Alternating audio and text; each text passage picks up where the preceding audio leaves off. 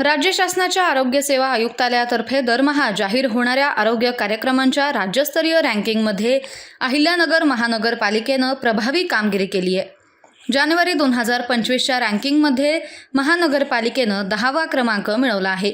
राज्यातील 27 महानगरपालिकांमधून अहिल्यानगर महानगरपालिकेने हे स्थान मिळवलं आहे, अशी माहिती आयुक्त तथा प्रशासक यशवंत डांगे यांनी दिली। महानगरपालिकेच्या आरोग्य विभागानं जानेवारी महिन्यात विविध प्रभावी मोहिमा राबवून हे गुण मिळवले आहेत।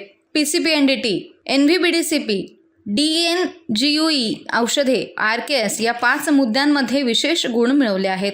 आगामी काळात या मोहिमेचं विशेष नियोजन करून अधिक प्रभावी आरोग्य कार्यक्रम राबवण्यात येणार आहेत। आयुक्त डांगे यांनी 11 जुलै 2024 रोजी आयुक्त पदाचा कार्यभार स्वीकारल्यानंतर आरोग्य विभागाची आढावा बैठक घेतली।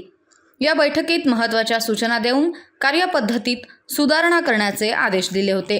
तथापि एप्रिल ते डिसेंबर 2024 पर्यंत अपेक्षित सुधारणा न दिसल्यानं 17 जानेवारी रोजी वैद्यकीय आरोग्य अधिकारी डॉक्टर बोरगे यांना सक्तीच्या रजेवर पाठवून कारणे दाखवा नोटीस बजावण्यात आली।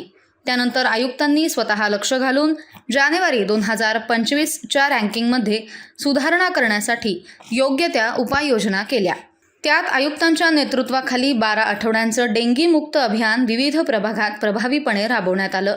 या मोहिमेमुळे शहरातील डेंगी नियंत्रणात येऊन डेंगी मुक्त शहराकडे वाटचाल सुरू झाली। महानगरपालिकेच्या वतीनं आरोग्य सेवा अधिक बळकट करण्यासाठी भविष्यातील विविध आरोग्य योजनांवर भर दिला जाणार आहे।